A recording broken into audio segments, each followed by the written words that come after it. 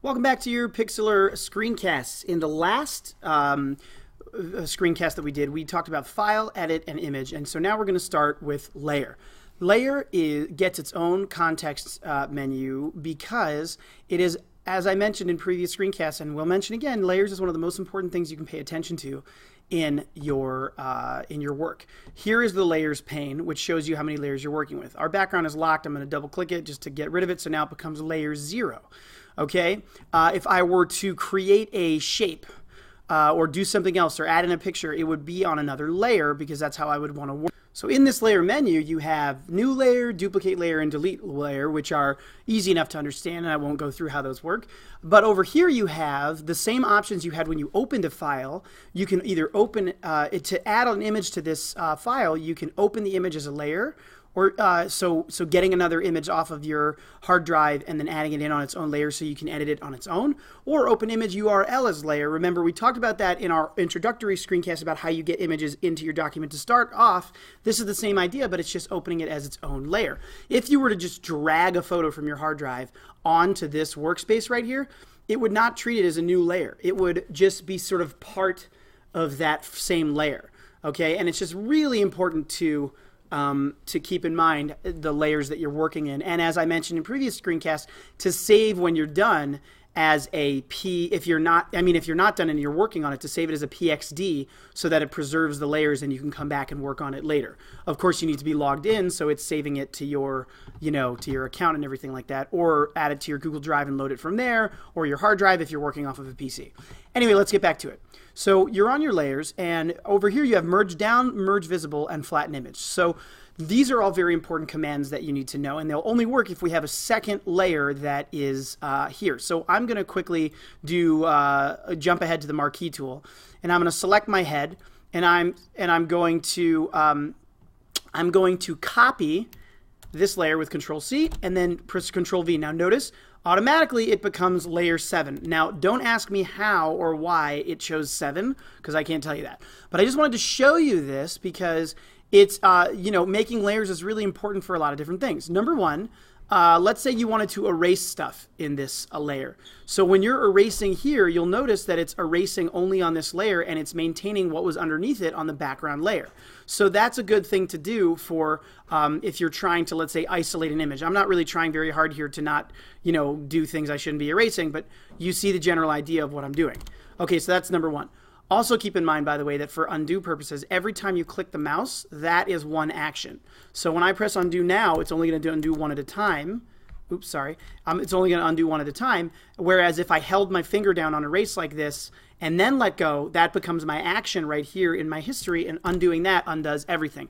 That's really important for you to keep in mind when you're doing work. If you're trying really hard to carefully erase something, unclick the mouse once or twice so that you don't, if you make a mistake, you don't undo all the work you started doing.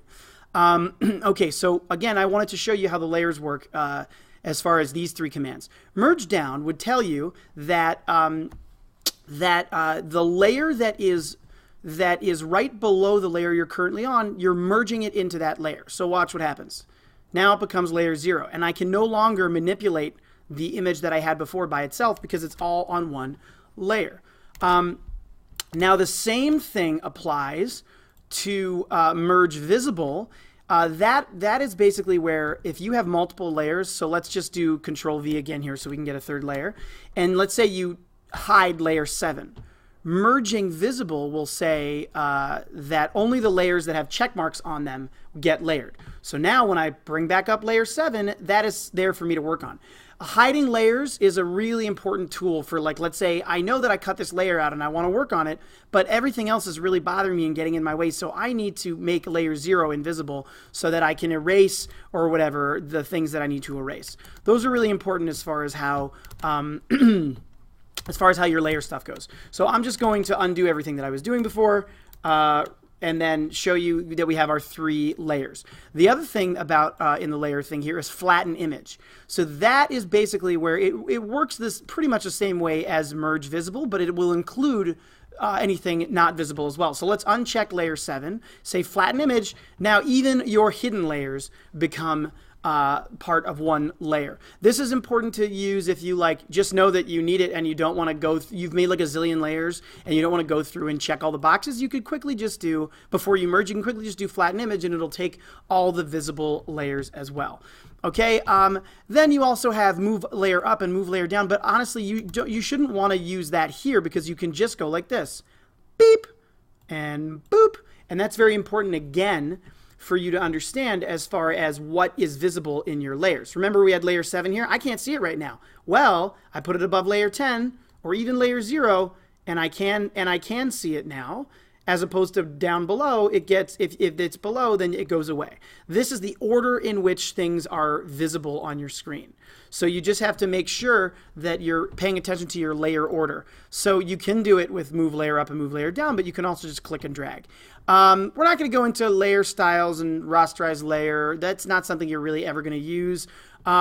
Masks are really also advanced level stuff, and we just don't need to go through any of that stuff either. Rotate layer, obviously, you know what that's going to do. Flip layer, vertical, horizontal. These are all the same as they are in the image one, except it just applies to the layer you're in instead of the whole canvas in the image menu.